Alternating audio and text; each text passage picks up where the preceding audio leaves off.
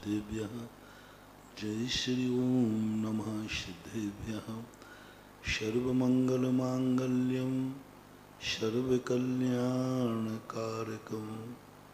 प्रधानं सर्वधर्माणां जैनं जयतु शासनं जैनं जयतु शासनं। पंच परमेष्टि भगवान की जय। आचार्य श्री गुरुवर कुंद कुंद महाराज की जय। आचार्य श्री गुरुवर विद्यासागर जी महाराज की जय। परम पूज्य निर्यापक श्रमण मुनि श्री सुधा सागर जी महाराज की जय। अपना प्रसंग चल रहा है कि यह सारी जिंदगी और सारी दुनिया को कौन बनाता, कौन मिटाता है, कौन सुखी दुखी करता है। तो इसके संबंध में अपन ने 3-4 पात्रों को चुना था। पहला वह व्यक्ति है जो सबसे दुर्जन कहलाता है। हालांकि दुनिया में दुर्जन कोई है नहीं, क्योंकि वह विहंगम दृष्टि हम पहले पेश कर चुके कि हमें पहले इस जगत के लिए भी आत्माएं चाहिए जिनकी दृष्टि में कोई दुर्जन ही ना हो। हमें वे महाशक्तियों के हाथ में ये सृष्टि सौंपना है जिनसे कोई बुराई ही उत्पन्न ना हो, पर ये होना बहुत कठिन है, असंभव जैसी बात है। इसलिए कल अपन ने समझा था कि सारी सृष्टि का निर्माता कोई अच्छा आदमी तो नहीं है,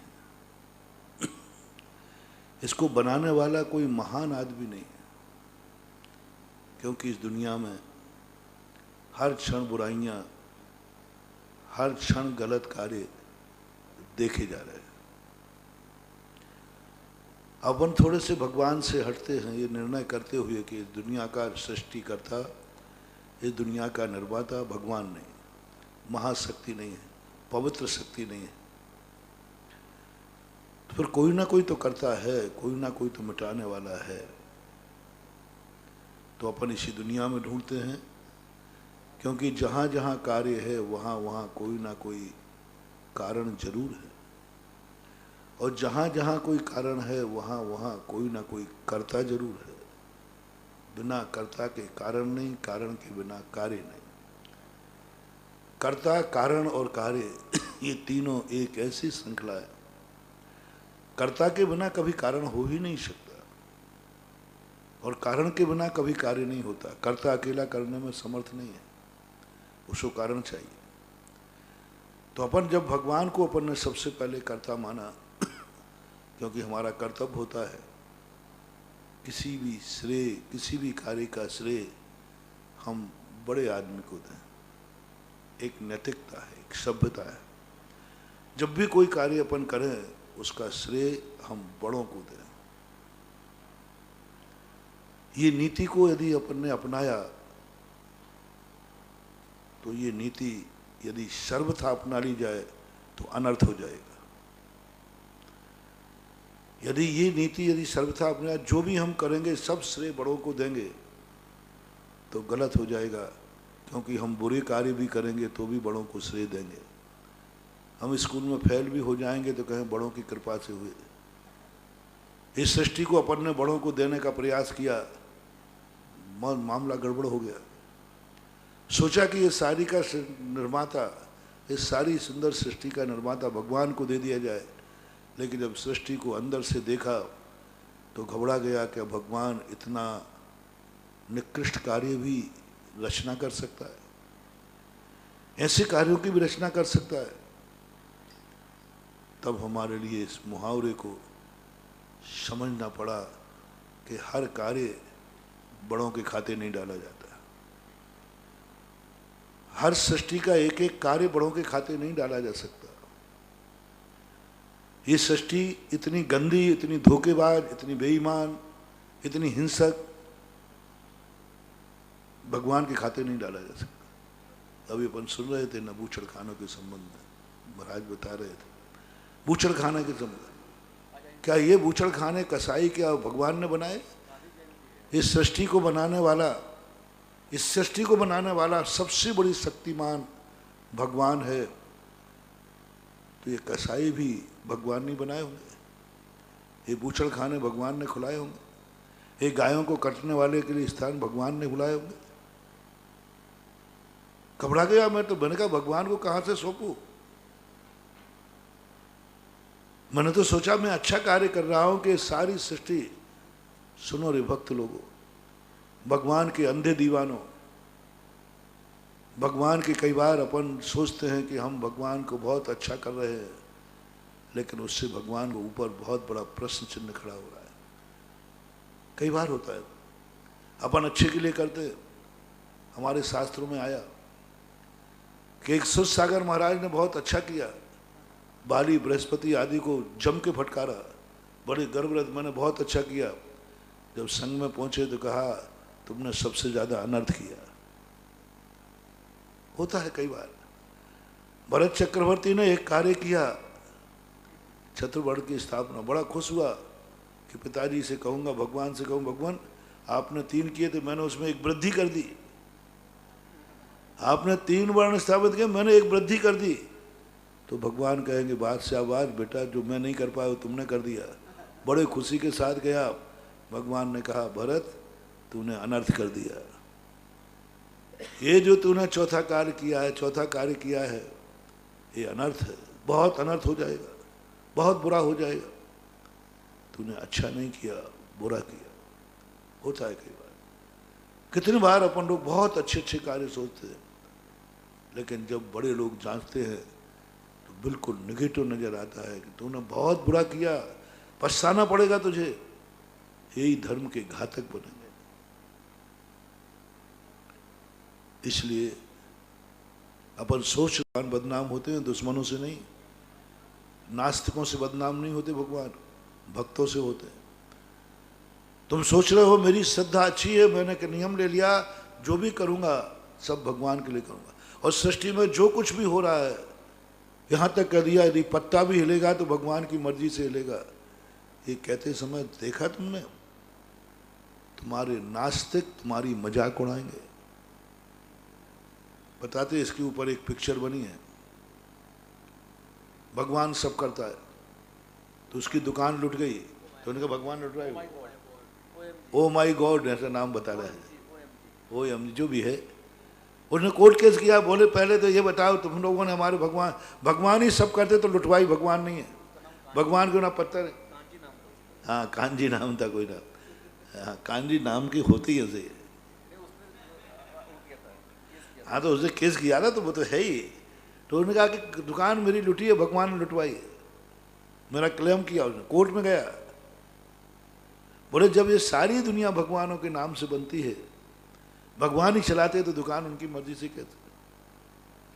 कोई के पास जवाब नहीं था।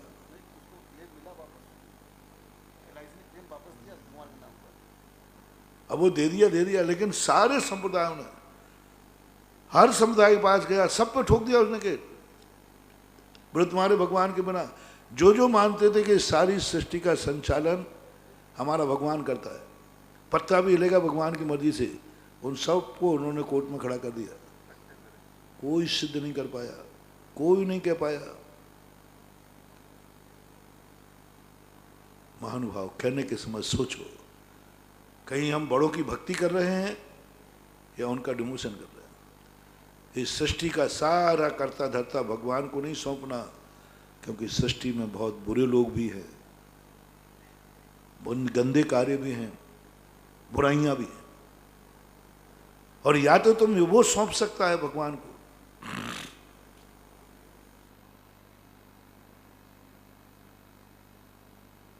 जिसको मैंने परसों कहा था, जिसकी दृष्टि में संसार में कोई बुराई है ही नहीं, कोई बुरा है ही नहीं, बस खत्म बात हो।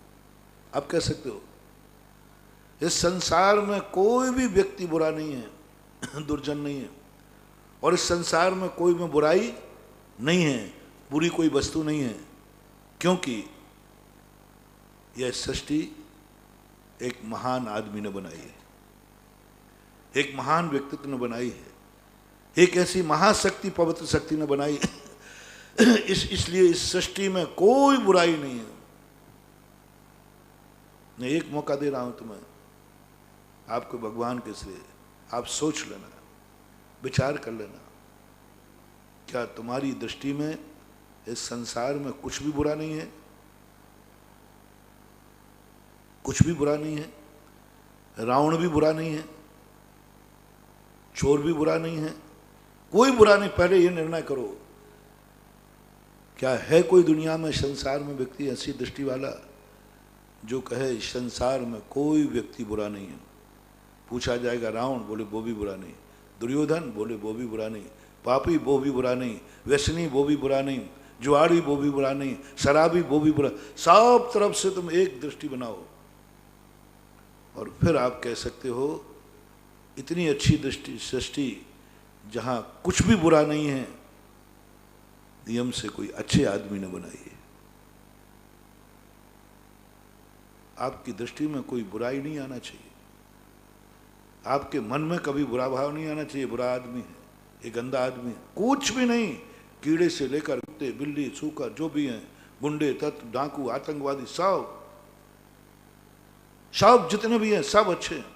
तुम्हारा मर्डर करने वाला भी, बोले मर्डर करेगा तुम्हारा, बोले बहुत अच्छा आदमी। ये तुम्हारा लूटेगा, बोले बहुत अच्छा आदमी। इसने जेब काट लिया, बोले बहुत अच्छा आदमी, बहुत अच्छा आदमी। सब कुछ तुम्हारा लुट गया, नियम से कोई बात नहीं, बहुत अच्छा आदमी। दुनिया, हम दुनिया को कभी बुरा नहीं करेंगे, कितना भी अनर्थ कर जाए। है कोई व्यक्ति ऐसा दुनिया में जो ऐसी दृष्टि बना सके? सब अनर्थ कर रहा है। आतंकवादी आया, डाकू आया, मंदिर में से मूर्ति चुरा के ले जा रहा है, तुमसे कहा देखो ये बुरा आदमी है, बोले नहीं अच्छा आदमी है। कोई नहीं, कोई भी दुनिया में ऐसा व्यक्ति आज तक उत्पन्न नहीं हुआ जिसने ऐसी दृष्टि रखी हो। जो हुए हैं वे आज सही में भगवान बन गए। पारसनाथ हुए, सब कुछ मिटाने वाले कमठ को भी कहा नहीं मेरा भाई बहुत अच्छा है। मैं पता वो जब इसकी कथा पढ़ रहा था पारसनाथ के भाव, आकर पता चला कि उसने सब कुछ बर्बाद कर दिया। पत्नी रो रही है, इसने मुझे बर्बाद कर दिया। राजा कह रहा है ये पापी अयुब है, और पारसनाथ का जिब्जा मेरा भैया बहुत अच्छा है, मेरा भैया बहुत अच्छा है। और उस जैसा व्यक्ति आज दुनिया में मिलना मुश्किल है। सबसे संसार का सबसे बड़ा निकृष्ट और पापी कमठ का जीव था 10 वर्ष पहले। कहानी आप पढ़ लेना, मेरे मुख से कहना शोभा नहीं देता। बस यही है, निकृष्ट करे, सब कुछ बर्बाद कर दिया, धन बर्बाद कर दिया, स्त्री बर्बाद कर दी, परिवार बर्बाद, सब कुछ मिटा दिया। उसके बावजूद भी उसकी दृष्टि में मेरा भाई बहुत अच्छा है। दूसरी शक्ति हुई वो जिसने सब कुछ मिटा दिया, सब कुछ छीन लिया। मर्यादा पुरुषोत्तम राम, उनसे पूछो सबसे अच्छी माँ कौन सी? बोले मेरी माँ कैकेयी माँ। इतनी विशाल दृष्टि लाओ तो सही। रंग में भंग करने वाली, सबका नाश करने वाली, सब राज्य छीन लिया, वनवास दे दिया, क्या क्या दुख उठाए, पर रामचंद्र जी ने एक बार कैकेयी को बुरा नहीं कहा, बुरा नहीं कहा। पिताजी मरण को प्राप्त हो गए तो भी उनको कुछ पिताजी को नहीं। पिताजी जब उनको मिलते हैं वैष्णव दर्शन के अनुसार, तब भी वो कहते मेरी अच्छी माँ कैकेयी माँ, उसको माफ करो। कैसी थी आत्माएं, इतना गंदा आदमी। अरे ये आंख तो हम साधुओं के पास भी नहीं। अभी हमें भी अपना थोड़ा सा प्रतिकूल चलने वाला व्यक्ति दिख जाए ना, हाँ तो बहुत बुरा करते उसका, षड्यंत्र रचते उसको मिटाने के लिए, बर्बाद करने के लिए। ये हमारा बुरा विचार था, ये मेरा दुश्मन है, इसका नाश हो जाए, इसका व्यापार क्या क्या कहूँ, ये मेरा। साधुओं में भी अभी ये ताकत नहीं है कि अपने दुश्मन को भी अच्छी दृष्टि से देख लें। पूरे लक्षण साधु का होना चाहिए। साधुओं की दृष्टि इतनी विशाल होना चाहिए, हर व्यक्ति उन्हें पवित्र पावन दिखे। उनका दुश्मन, उनका नाश करने वाला, उसका विनाश करने वाला साक्षात दुश्मन है। साधुता यह नहीं है जो अपने भक्त में अच्छापन देखता है। साधु वह नहीं है जो अपने भक्तों से प्रसन्न होता है। साधु वह है कि दुश्मन से भी प्रसन्न होता है। हमने क्या परिभाषा बना रखी है? भक्तों से हम प्रसन्न हो जाते हैं।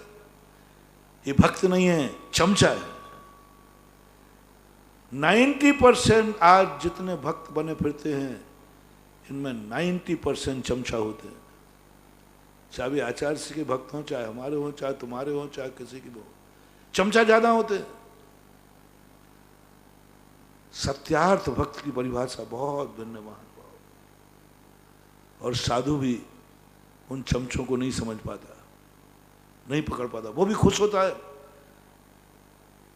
उनकी बातों में आ जाता है, वो जो कहता है वो सही है, क्योंकि हमारा चमचा है। चमचा नहीं, भक्त है, वो है वो चमचा।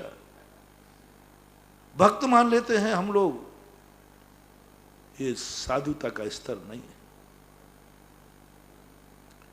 किसी भक्त से हम खुश हैं, किसी भक्त के लिए हम अच्छा सोच रहे हैं, किसी भक्त के हम दुख दूर करने की सोच रहे हैं, ये तो दुनिया करती है। ये तो शेर भी अपने बच्चे को दुख दूर करने की सोचता है, बिल्ली भी अपने बच्चे को दुख दूर करने की सोचती है। बिल्ली है, चूहा है, शेर है, जानवर हैं, ये भी अपनों के लिए बड़े दयालु होते हैं। वो बिल्ली अपने, शेर भी अपने मुंह में बच्चे को दबा के ले जाती है, दांत की खरोंच भी नहीं आती। क्यों? अपना है ना। अपनों के प्रति दया भाव, अपनों के प्रति करुणा भाव, अपनों के प्रति लगाव, अपनों के प्रति प्रसन्न भाव, अपनों का हित करना, अपनों का सुख सोचना, ये तो पापियों में भी होता है रे, पापियों में भी होता है। हिंसक शेर भी अपने बच्चे के संबंध में सोचता है, उसके सुख के संबंध में सोचता है, अच्छाई के संबंध में सोचता है। बिल्ली भी अपने सोच ये कोई बड़ी बात मत समझ। जब जब हम अपने भक्तों के संबंध में सोच रहे हैं, जब जब हम भक्तों के संबंध में विचार कर रहे हैं, भक्तों के अच्छा सोच रहे हैं, मेरे भक्तों को कोरोना ना हो गया हो तो ठीक हो जाए, ये कौन नहीं सोच रहा है? एक माँ भी सोच रही मेरा बेटा को कोरोना नहीं हो जाए, वो भी ठीक हो जाए। साधु में हो तो माँ में क्या अंतर? एक पिता भी सोच रहा है, एक पति भी सोच रहा है, एक पत्नी भी सोच रही है कि मेरे पति को कुछ नहीं हो जाए, मेरी पत्नी को कुछ नहीं हो जाए, मेरे ब्याही जी को कुछ नहीं हो जाए, मेरे उसको नहीं हो जाए। ये कौन नहीं सोच रहा है? कौन नहीं सोच रहा है? संसार में हर व्यक्ति जो मेरा है उसको कोरोना नहीं हो गए, ठीक हो जाए, इसको दुख नहीं आए, कौन सी बड़ी बात है? और वही अपन सोच रहे हैं मेरे भक्त को कोरोना नहीं हो जाए तो ठीक हो जाए। तो दोनों में का अंतर है भैया, बता दो है? क्या अंतर है? सोच रहे हैं, देखो आता है भाव, करते हैं, लेकिन अपन को सोचना है कि हम साधुता से गिर गए, हम साधुता पे कायम नहीं रह पाए, या यूं कहो कि हम साधुता में आगे नहीं बढ़ पाए। यूं कह लो, गिरना शब्द में थोड़ा बुरा लगता है, गिरना शब्द, बस इतना कह लो कि तुम आगे नहीं बढ़ पाए। जहां अभी ग्रस्त है वहीं अभी तुम हो। जहां तू ग्रस्त है, ग्रस्त भी सोच रहा है मेरे कौन है, मेरे हित में कौन है, मेरे साथ देने वाले कौन है, मेरी प्रशंसा करने वाले कौन है, मेरी सोचने वाले कौन है। हम उनके लिए सोचेंगे, उनके लिए विचार करेंगे, क्योंकि ये मेरे हैं। और साधु के मन में भी यही भाव आ रहा है, जो मेरे भक्त हैं, जो मेरे जुड़े हैं, उनकी सुनते सबसे ज्यादा दुखी हो जाते हैं। दुश्मन मर रहा है तो नहीं, अपना व्यक्ति मर रहा है तो अभी तुम्हें साधुता में आगे विकास नहीं हुआ। विकास ये होता है कि नहीं, झूठ मत बोलना। ब्रह्मचारी लोगों नहीं बोलो, मैं बीतरागी बन जाओ, फिर मैं फटकारता हूं। अरे जब मैं ही नहीं बच पा रहा हूं तो तुम क्या बचोगे? मैं ही नहीं बच पा रहा हूं तो तुम क्या बचोगे? हर व्यक्ति के संसार का स्वभाव है कि जिससे जुड़ाव होता है उससे ज्यादा वो कुछ सोच ही नहीं पाता है। उतने सोचता है, माला भी फेरेगा, ध्यान भी करेगा, कोई भी जुड़ाव होगा तुरंत। तुम ही नहीं, मैं कह रहा हूं, अरे भाई उसका नाम भी लिख लेना। किसका? वो अपना भगत है ना, भगत। अरे दुनिया में इतने मर रहे, उनके नाम याद नहीं आ रहे तुम्हें? साधुता का स्तर रुक गया,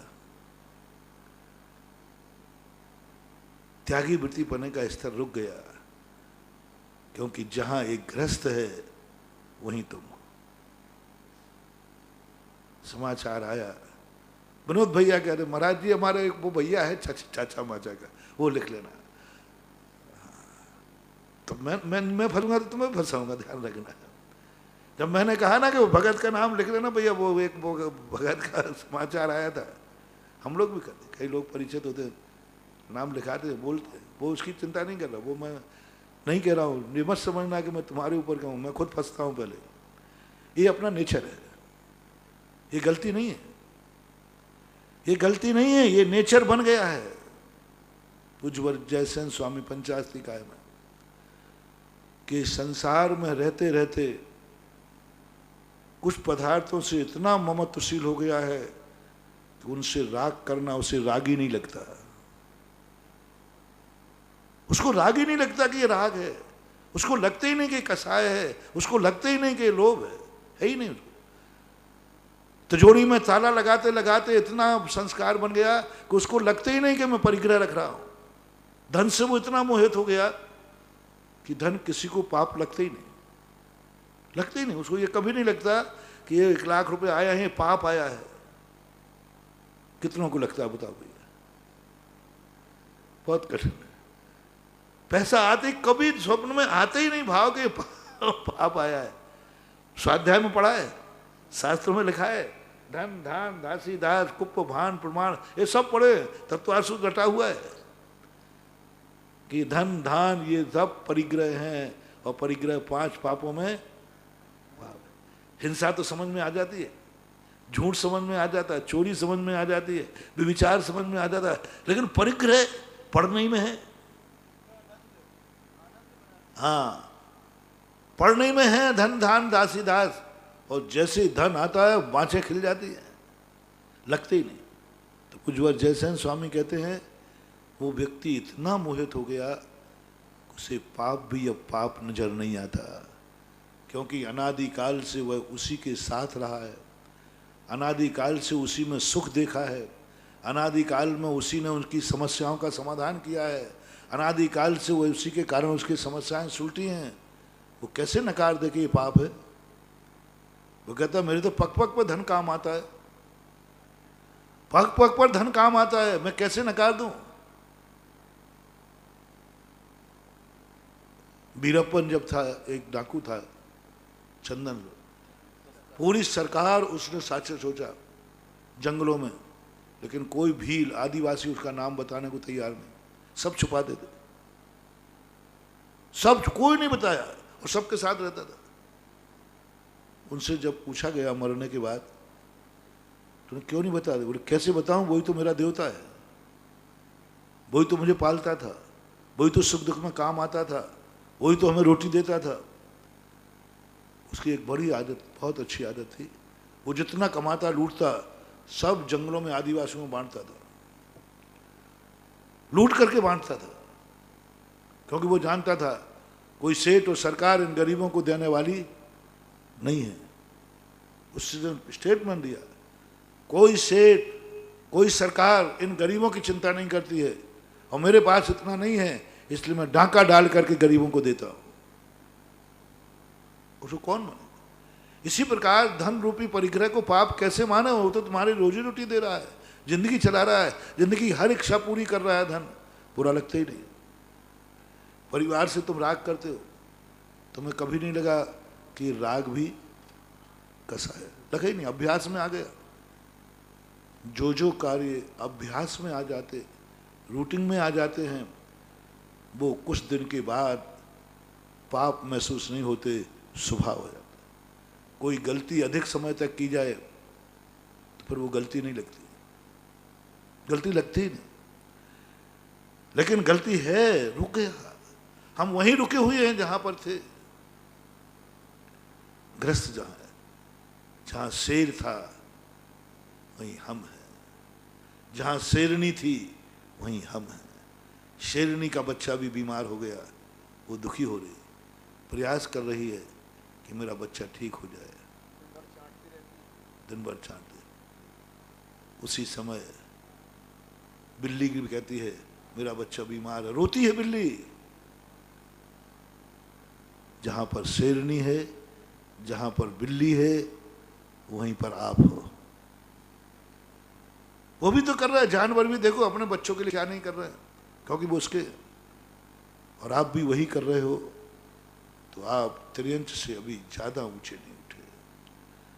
और जो ग्रस्त कर रहा है अपनों की चिंता, अपने परिवार की चिंता, जो उसके हैं, उससे संबंधित हैं, दोस्त हैं, कोई भी हो, उनकी चिंता वो भी कर रहा है, दुखी हो रहा है, और उसी की चिंता त्यागी वृत्ति भी कर रहा है। हम मुनिराज भी कर रहे हैं, ये मेरे से जुड़ा है, मेरा है, उसकी चिंता करना। तो तुम में और ग्रस्त में अभी कोई अंतर नहीं है। जैसे त्रियंच में और श्रावक में कोई अंतर नहीं है, ऐसे श्रावक में और मुनि में कोई अंतर नहीं। अंतर कहां से शुरू होगा? अंतर कहां से शुरू होगा? शेर अपने बच्चों के संबंध में सोच रहा है, बिल्ली अपने बच्चों के संबंध में सोच रही है। तुम जैन श्रावक हो, पड़ोसी की भी सोच रहे हो, पड़ोसी की भी सोच रहे हो, दूसरे के संबंध में भी सोच रहे हो। नहीं, मेरा पड़ोसी भी ठीक रहे, मेरा मोहल्ला भी ठीक रहे। तुम जिसको दुखी देख रहे हो, उसके दुख के संबंध में तुम दुखी हो जाओ। ऐसे लोग जिनसे तुम्हारा कोई विशेष संबंध नहीं है, स्वार्थ नहीं,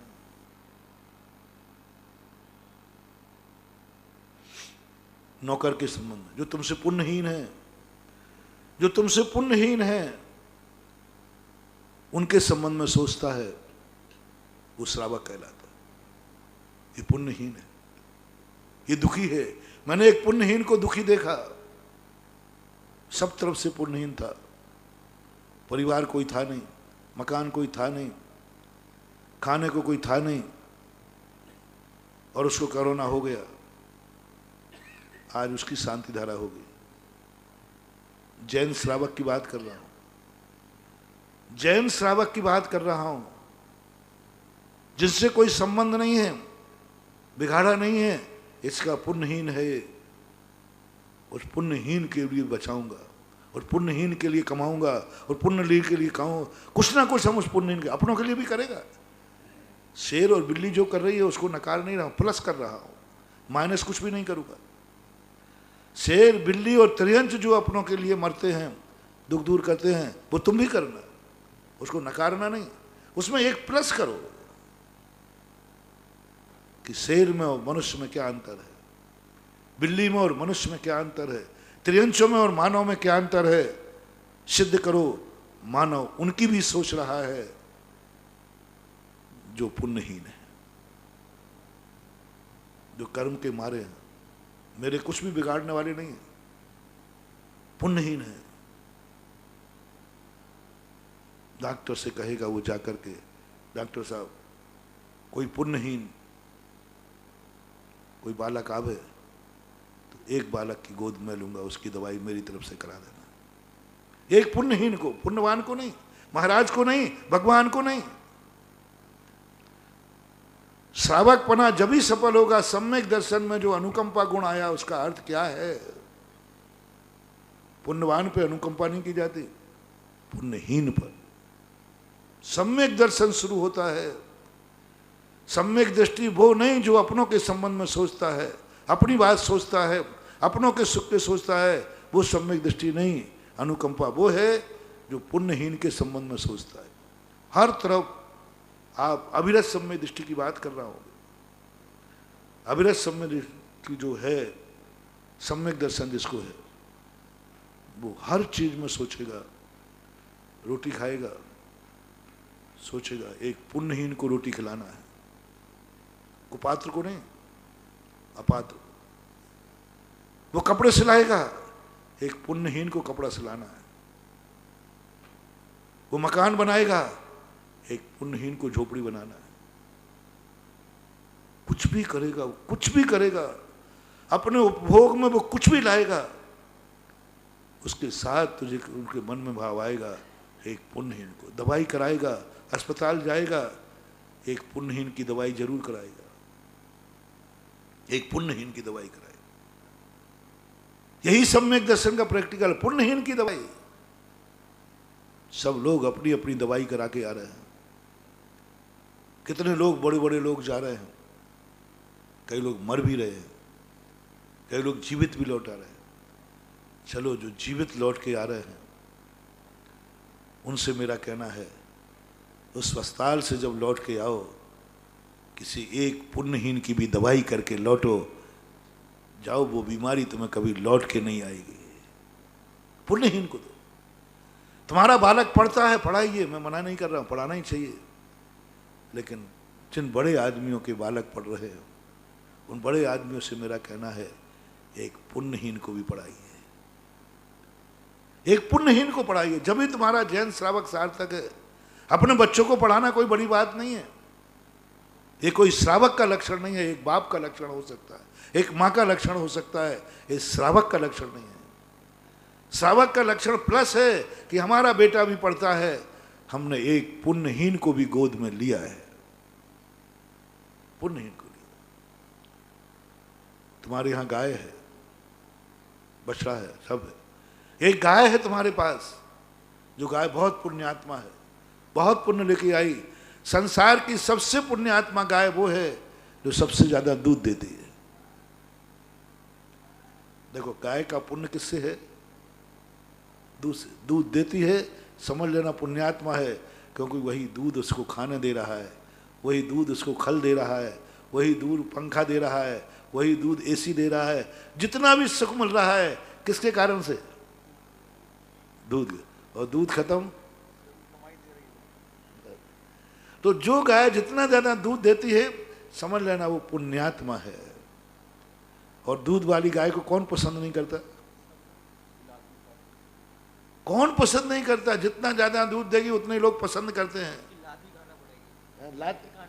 हाँ, लाते भी खाएंगे, सब खाएंगे, दूध देने वाली गाय होना चाहिए। मैं उसके लिए मना नहीं कर रहा हूं। दूध वाली गाय लाओ, रखो, आप घर में रखो, बस एक उस पुण्यहीन गाय को रख लेना। उस पुण्यहीन गाय को, जो गाय को अब कोई पूछने वाला नहीं, कसाई के पास जा रही है। इतना पुण्य आ गया, वो जिंदा रहने लायक भी नहीं रही, लोगों ने मारने की छोड़ दी। अब कोई नहीं, वो कटेगी। अब उसके पाप कर्म का उदय आने वाला है। जब दूध देना बंद कर दे, समझ लेना गाय के पाप कर्म का उदय आया है। और दूध देने के बाद जो उसको पालेगा वो अनुकंपा धर्म का अधिकारी सम्यक दृष्टि कहलाएगा। तो एक पुण्यहीन गाय है। पुण्यवान गाय का निषेध नहीं कर रहा हूं। पुण्यहीन गाय एक पलना चाहिए, तो वो तुम्हारी गाय सम्यक दृष्टि की गाय हो जाएगी। गौशाला में क्या पुण्यहीन गायें पल रही हैं? पुण्यवान गाय नहीं। जितनी गौशालाएं खुल रही हैं उनमें सब में पुण्यहीन गाय पल रही है। और 1 लाख गाय दूध वालों को पालना, मुझे नहीं पता उसमें थोड़ा बहुत पुण्य है कि नहीं। गाय पालने का तो पुण्य नहीं लगेगा। लोगों को अच्छा दूध मिलेगा, वो बीमार नहीं होंगे, वो पुण्य आ जाएगा। क्योंकि शुद्ध दूध पिएंगे, शुद्ध खाएंगे, तो बाजार का दूध, वो पुण्य आएगा। गाय तो तुमने स्वार्थ से पाली है। 1 लाख गाय भी दूध वाली रख लो, और एक गाय वो रख लो जो पुण्यहीन है, कुछ भी नहीं देती, कटने जा रही है, उसको तुमने बचा लिया गौशाला में, तो एक गाय महान होती है। इसलिए आप एक पुण्यहीन को रखिए। सब तरफ एक देखिए, जितना भी तुम्हारा वैभव है, जहां तुम हो, जो तुम हो, एक हर व्यक्ति को आज का एक मंत्र होमवर्क लें सभी लोग। तुम जहां भी हो, जैसे भी हो, जिस रूप में हो, जो भी करते हो, वह तुम्हें एक कार्य पुण्यहीन को करना है। जो तुमसे नीचे पढ़ने वाले विद्यार्थी हैं, एक किताब तुम अपने लिए खरीदो, एक किसी पुण्यहीन को खरीदना, एक किताब। हर विद्यार्थी से मेरा कहना है, हर बड़े आदमियों से मेरा कहना है, जब तुम अपना सिलेबस खरीदने जाओ तो एक सिलेबस एक विद्यार्थी, बड़ा आदमी का बेटा खरीदेगा। बोले किस लिए? मेरी क्लास में मैं पूछूंगा, मेरी क्लास में जो सबसे ज्यादा गरीब है, जिसके माँ बाप सिलेबस नहीं खरीद सकते हैं, एक सिलेबस में उसको खरीद के दूंगा। ये सम्यक दृष्टि का सिलेबस है, अनुकंपा। एक सिलेबस, एक किताब, एक पेन, 2 पेन खरीदना। बड़े आदमी के बेटों से कह रहा हूं, 2 पेन खरीदना, एक पेन मेरे लिए, एक मेरी क्लास में कोई पुण्यहीन होगा उसको दूंगा। सब चीज में, जूते चप्पल में लगा दो, जूते चप्पल खरीद दो, एक पुण्यहीन को खरीदना। जिसकी किस्मत में कभी जूते चप्पल नहीं है, मैं एक पुण्यहीन को जूते चप्पल दूंगा। सब तरफ विस्तार करो, कितना कर सकते हो। मुझे दिखता है यदि ये वाक्य का प्रचार हो जाए, शायद संसार में कोई पुण्यहीन ही नहीं बचे, सब पुण्यवान हो जाए, कोई पुण्यहीन बचेगा ही नहीं। क्योंकि हर व्यक्ति अपने से नीचे को सोचे, अपने नीचे को सोचे, मैं अपने नीचे को क्या दे सकता हूं।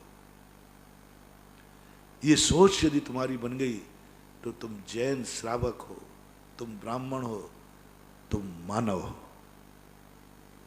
त्रियंश से अंतर कर रहा हूं। त्रियंश जैसे अपने बाल बच्चों परिवार तक सोचता है, ऐसे ही तुम भी अपने बाल बच्चों परिवार तक सोच रहे हो। रोटी कपड़ा और मकान जीवन के हैं 3 निशान, ये त्रियंशों का निशान है, ये त्रियंशों की आवाज है। ये तो त्रियंश भी करते हैं। तुम मानव हो, मानव एक पुण्यहीन को साथ में ले, सब क्षेत्र में लेना महानुभाव। हम कुछ भी नहीं करें अब जब, और फिर पुण्यहीन के मानव श्रावक के बाद फिर आता है हमारी साधु समाज। हम साधु श्रावक के बाद तो मैंने बता दी, श्रावक को, मानव को। साधु कौन है? साधुता कौन है? जो अपनों के संबंध में सोचता है उतना ही नहीं, जो पुण्यहीन में सोचता है वही साधु नहीं है। हम चींटी के संबंध में सोच रहे हैं, हम दुखियों के संबंध में सोच रहे हैं, हम गरीबों के संबंध में सोच रहे हैं, हम गायों के संबंध में सोच रहे हैं। ये तो मैंने श्रावक के खाते में डाला। पुण्यहीन के संबंध में सोचना, ये तो श्रावक के खाते की झोली है। ये तो वो करेगा। यदि साधु भी पुण्यहीन तक ही सोच रहा है कि मेरे से अधिक जो पुण्यहीन है मैं उस पर दया करूंगा, जैसे चींटे, कीड़े मकोड़े, इनके संबंध में हम दिन भर सोचते हैं, पीछे से लगाते रहते हैं, लगाते हैं। ये पुण्यहीन का सोच रहे हैं। हम गरीबों को खूब उपदेश देते हैं। महाराष्ट्र में संकट आया, हमने खूब उपदेशन दिया, पुण्यहीनों पर दिया, कोरोना के लिए दिया, पुण्यहीनों के लिए। अभी साधुता नहीं है, अभी ये साधुता नहीं आई, साधुता का ग्राफ नहीं बढ़ा। बहुत बारीक से समझना। इतना सब मैंने किया, कोरोना का किया, मुझका किया, दिन भर करते ही रहता हूँ, गरीबों को करते ही रहता हूँ। खूब गौशालाएं खोल रहे, आचार्य महाराज खोल रहे, हम भी खोल रहे। अभी महाराज ने प्रवचन भी दिया। इसको मैं माइनस नहीं कर रहा हूँ, प्लस करना है। माइनस नहीं करना, प्लस करना। ये तो होना ही चाहिए, ये तो है ही, पक्का है। ये नहीं रहा तो श्रावक भी नहीं, ये नहीं रहे तो मानव भी नहीं। मानव के बाद तुम साधु भी हो, लेकिन साधु के पहले मानव भी हो, ध्यान रखना। मानव हो तो मानवता तो रहेगी रहेगी। मानवता का काम मात्र एक ही है, अपने से पुण्यहीन के संबंध में विचार करना। अब साधुता क्या है? अपने से दुश्मन के संबंध में भी विचार करना। से नाम लोगे, परम शत्रु है तुम्हारा, बिल्कुल ऐसा शत्रु है कि तुम्हारे संबंध में उसने बहुत मैगजीनें निकाली, खूब व्हाट्सएप निकाले, अभी भी निकाल रहा है, सब कुछ कर रहा है, हमेशा तुम्हारा तो कट्टर दुश्मन है। और ऐसे व्यक्ति की सूचना आई है कि महाराज उसको कोरोना हो गया। अब जिनवाणी माँ बोलती, देख आज कैसा नाम आया है। मम्मी बड़ा दुश्मन है मेरा, बस अब तेरी परीक्षा है साधु की। अभी तक जितने नाम बोलता था ना, ये में कोई साधुता नहीं थी। अभी तक जितने नाम बोल रहा था, ये कोई साधुता है तो मानवता थी, ये तो मानवता थी, साधुता कहाँ थी। और उस समय तुम्हें आ जाए, नहीं, दुश्मन के स्थान पर दुश्मन है, मेरी साधुता है, उतने ही विशुद्धि, उतने ही तन्मय होकर के उसके भी रोग निवारण करने का भाव आ जाए, समझ लेना साधुता प्रकट हो गई। वो बिच्छू वाली बात आती ना, दुनिया को तो सब बचाता है, बिच्छू को बचाएगा वो डंक मारता है। बहुत अच्छी कहानी है वो। पानी में बिच्छू बह रहा था, एक महाराज गए उठा रहे थे, वो डंक मारता है, फिर गिर जाता है। फिर एक व्यक्ति ने कहा, महाराज काय को उठा रहे हो, ये बिच्छू का स्वभाव डंक मारना है। बोले अच्छा, इसका स्वभाव डंक मारना है, ये छोड़ेगा नहीं? बोले साहब नहीं छोड़ेगा। तो जब एक बिच्छू जैसा व्यक्ति अपना स्वभाव नहीं छोड़ता, तो मैं तो साधु हूं, मैं अपना स्वभाव कैसे छोड़ दूं? मेरा स्वभाव बचाना है, इसका स्वभाव डंक मारना, मैं बचाऊंगा जब तक मेरे हाथ में ताकत है। ऐसा परिणाम आ जाए किसके प्रति? डंक मारने के प्रति। डंक मारने वाले को कह रहा हूं, ऐसे नहीं कि तुम तोता को देखो, महाराज हम तोता से बहुत प्यार कर रहे हैं। तोता से तो कौन नहीं करता,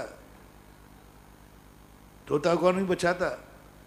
डंक मारने वाले बिच्छू के प्रति भी तुम्हारा वही करुणा भाव, दया भाव आ जाए, उसे साधुता कहते हैं। इतनी विशाल दृष्टि, दुश्मन भी अच्छा दिख रहा है, विनाशक पारसनाथ की बात कही मैंने, सब बर्बाद करने वाला भी कहता मेरा अच्छा भैया, अच्छा है, बहुत अच्छा है। राजा ने रोका, सबने कहा पूरी कहानी पढ़ लेना, अच्छा बहुत अच्छा। मैं नहीं समझ पाता हूं ये दृष्टि अपन कब बना पाएंगे। इस सारी दुनिया में हमें सब अच्छा ही अच्छा दिखे, दुश्मन भी अच्छा दिखे, उसके प्रति भी मेरा यही भाव हो, उसका भी कल्याण हो, उसको भी सद्बुद्धि दे। सांप डाला है एक ने गले में, एक ने सांप बचाया है। साधुता क्या कहती है? साधुता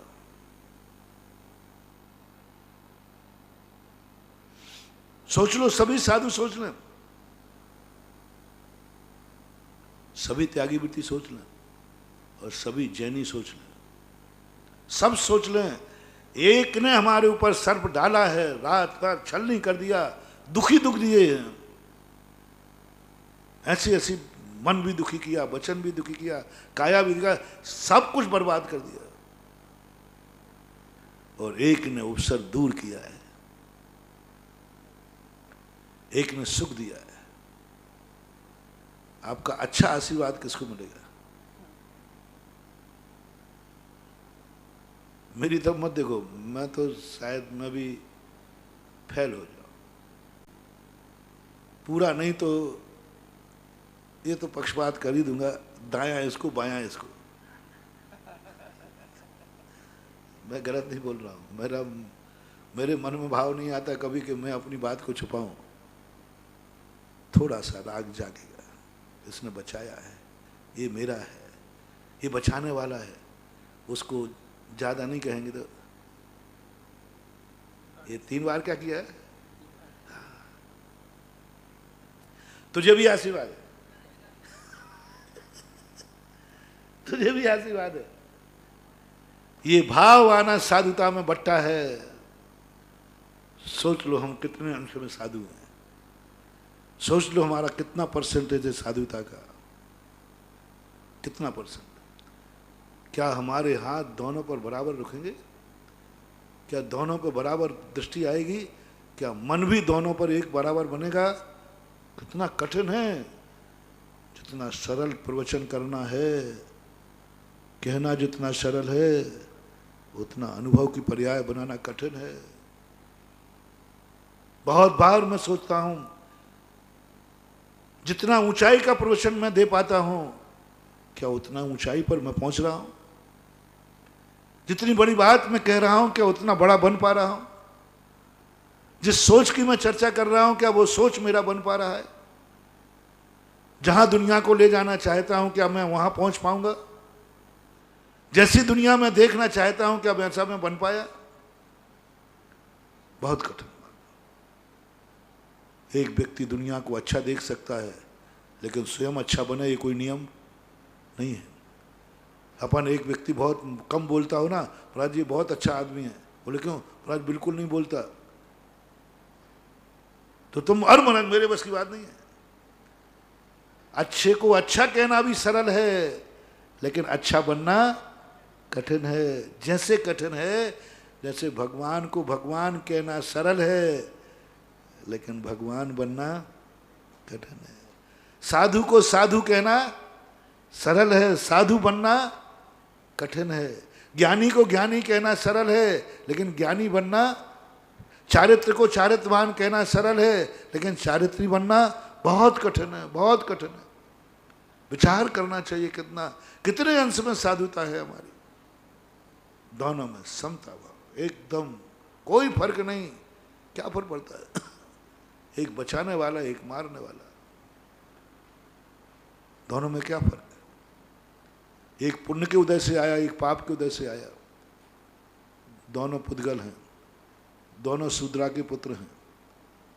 दोनों में क्या? बचाने वाला आया पुण्य के उदय से, और मारने वाला आया पाप के उदय से। ऐसे समय पर पुण्य और पाप एक हो जाए तो साधुता प्रकट हो जाए। पंडित साहब ने बहुत अच्छी बात लिखी, पुण्य और पाप को एक मत करो, ये तो पदार्थ हैं। पुण्य और पाप यदि एक हो जाएंगे तो 9 पदार्थ नहीं रहेंगे, 8 पदार्थ हो जाएंगे। पुण्य पाप फल माही हरख बिल खो मत भाई, यह पुद्गल पर जाए उपज बिन से थिर नहीं। पुण्य पाप फल, पुण्य पाप में नहीं, पुण्य पाप तो पदार्थ है, लेकिन पुण्य पाप का फल पदार्थ नहीं है। पुण्य और पाप को पदार्थ कहा कि पुण्य पाप के फल को पदार्थ कहा? पदार्थ को एक मत मिलाओ। कुंद कुंद भगवान ने भी कह दिया, पुण्य की निंदा नहीं की कुंद कुंद भगवान ने। उन्होंने निंदा की है जम संसारम पवेसेदी, जो पुण्य मुझे संसार में प्रवेश कराता है, ऐसा पुण्य सुशील कैसे हो सकता है? यानी जो संसार में प्रवेश कराए इसलिए है, संसार में प्रवेश कराता है सो कुशील है। पुण्य की निंदा तो कहीं नहीं कि कुंद कुंद भगवान ने। जहां जहां लिखा पुण्य के फल की बात कही, और पुण्य की बात कही तो वहां भी फल ही, क्योंकि पुण्य कौन चाहता है? फल चाहता है। पुण्य तो अपने ज्ञान का विषय है ही नहीं, ये तो अदृश्य है, वो तो कर्म है। अपन तो पुण्य और पाप फल से रहते हैं, तो फल की चिंता। ऐसे समय पे यदि हमारी समता भाव आ जाए, एक बचाने वाला और एक मारने वाला, एक मेरी आरती उतारने वाला और एक मेरी गाली देने वाला, एक मेरा भक्त है और एक मेरा दुश्मन है, मैं दोनों को बराबर दृष्टि से देखूंगा। अर्घावतारन असी प्रहारन मैं सदा समता धरे। मुझे तो लगता है कि ये सब शास्त्रों की बातें हैं, ये सब कभी की बातें, कथा कहानियां तो नहीं है कहीं। लगता है ऐसा, जब अपनी कुवत से बाहर कोई बात सुनते हैं ना, तो ऐसे लगता है कभी ऐसा भी होगा क्या? जब कूप मंडूक व्यक्ति सागर के संबंध में सोचता है तो यही सोचता है कि कभी ऐसा भी है कि कुएं से बड़ी भी दुनिया है, कुएं से बड़ी भी दुनिया है, ऐसा भी है। कल्पना लगती है कि तलवार मारने वाला और आरती उतारने वाला दोनों के समता भाव, कहीं ऐसा तो नहीं कि गप्प लिखा हो। क्यों? मुझे गप्प क्यों लग रहा है? क्यों लग रहा है ये गप्प? महानुभाव, शास्त्र की बात जब मुझे गप्प लगने लग जाए, अपनी औकात देख लेना। तुम शास्त्र को अपनी अनुभूति से तौल रहे हो, तुम्हारी दृष्टि अभी तक नहीं आ पाई कि तलवार मारने वाला और आरती उतारने वालों में समता नहीं ले पाए, तो तुमने गप्प कह दिया। ये कहो कि कोई ना कोई तो वहां पहुंचा है जहां मैं नहीं पहुंच पा रहा हूं, अन्यथा ये लिखा क्यों होता? कोई ना कोई तो दुनिया में हुआ है जिसने तलवार मारने वाले पर और आरती मार उतारने वाले पर समता रखी होगी, तभी ये पंक्ति लिखी है। कोई ना कोई निकल गया है यहां से, मैं नहीं चल पा रहा हूं, मेरे में भेद आ रहा है। महानुभाव, चाहे हम हो चाहे आप हो, जब तक अपनी इतनी साधना नहीं हो जाएगी, हम साधुता का लक्षण खो बैठे हैं। अपने के प्रति, बचाने वाले के प्रति किसको राग नहीं होता? बचाने वाले के प्रति कौन व्यामोहित नहीं होता? ये तो संसार की रीति नीति है। मारने वाले पर दोनों के समता परिणाम आ जाना बहुत कठिन है, बहुत टेढ़ी खेल है। ये 28 मूलगुण कुछ कठिन नहीं है, खूब बढ़िया पढ़ रहे हैं, कोई कठिनाई नहीं है। ये ठंड सर्दी गर्मी ये भी कोई कठिन नहीं है, ये अंतराय फंतराय कोई कठिन नहीं है। ये केशलोन तुम कह रहे कठिन है, अरे ये हो बाएं हाथ का खेल है, ये लो 1.5 घंटे में सब निपटा देता हूं। ये तुम कह रहे महाराज जी बहुत कठिन चर्या है, बहुत कठिन चर्या। मैंने क्या क्या कठिन चर्या? अरे महाराज जी केशलोन करना, हम एक बाल खुज जाए तो रो पड़े। अरे ये तो बाएं हाथ का खेल है, ये तो सूखा घास है, सूखा घास, उखाड़, एक कोई कठिनाई नहीं है। ये तो हमने अनंत बार कर लिया। केसों के यदि ढेर लगाए जाएं तो मेरू पर्वत पार हो। सर्दी सहन करना, अरे महाराज जी सर्दी बहुत लगती है हमें, आप कैसे सहन करते हो? हाँ, सर्दी क्या, एक आसन लगा दिए, 4-6 घंटे ही तो निकालना है। 9-10 बजे तक तो गर्मी लगती नहीं, क्योंकि आप लोग गर्म करते रहते हो, भैयावृत्ति करते रहते हो। उसके बाद लगती है सुबह 4-5 बजे तक, बस फिर ठीक ठाक हो जाए। गर्मी सहन करना महाराज कोई बड़ी बात नहीं। महाराज एक टाइम खाना 48 टेम्परेचर, अरे कुछ नहीं रे, कोई नहीं मरता है। ये सब चीजें सरल है। जो अभी प्रवचन में आ रहा है वह कठिन है, वह कठिन है। समता भाव मिटाने वाला, अच्छा मिटाने वाली की क्रिया में भी हमें समता भाव आ जाए, ये कठिन, बहुत कठिन है। आप थोड़ा करके देखना भाई, एक आध, मैंने तो करके देख लिया, फेल नहीं हुआ, नहीं तो तुम लोग फेल कर दोगे। फेल तो नहीं, यदि फेल होता तो प्रवचन में भी बात नहीं आती। कम से कम मुझे ध्यान तो है कि साधुता क्या है। यदि ध्यान में भी आ रहा है, ज्ञान में भी आ रहा है, तो उसको फेल मत मानना, पर स्टैंडर्ड नंबर नहीं है। गांधी डिवीजन काम चलाऊ नंबर है, फेल तो नहीं हुआ, लेकिन 33, 40, 45 नंबरों में कुछ कोई नौकरी मिलने वाली नहीं है, कोई पूछने वाला नहीं है। कम से कम नंबर हो तो साधुता में हो। जैसे एक विद्यार्थी गर्व करता है पास होने में नहीं, अच्छा विद्यार्थी पास होने में गर्व नहीं करता, डिक्टेंशन, डिक्टेंशन चाहिए उसको, पास होने में कोई गर्व नहीं है। कई विद्यार्थी तो डबल परीक्षा देते हैं, यदि अच्छे नंबर नहीं आ पाए ना तो 1 साल बिगाड़ देते। पास होने वाले विद्यार्थी 1 साल बिगाड़ देते, बोले मैं फिर से इसी साल में पढ़ूंगा। श्रेणी सुधार, अच्छे लड़के होते। यदि अपन भी अच्छे साधु हैं तो 33 नंबर में पास ना हो गए, मैं अच्छी सामायिक कर रहा हूँ, अच्छा प्रतिकोण कर रहा हूँ, अच्छा स्वाध्याय कर रहा हूँ, इतने में संतुष्ट नहीं हो गए, यह है डिक्टेंशन। शत्रु और मित्र हमें एक दिख जाए, सारी सृष्टि में अच्छाई दिख जाए, बुराई दिखे ही नहीं, बुरा रूप बने ही नहीं, बुरी स्थिति बने ही नहीं। करें साधना, करें विचार, कल फिर अपन सोचेंगे, विचार करेंगे। अभी बहुत अच्छी चल रही है, कैसे दृष्टि बनती है, कौन साधु कौन किस प्रकार है, विचार करेंगे महावीर भगवान की। जनवाणी के ज्ञान ते सूजे लोकालोक, शोभाणी मस्तके धरो सदा देत हूँ ढोक। हे जिनवाणी भारती तो ही जपो दिन रेन। जो तेरो सरना गही सो पावे सुख चैन।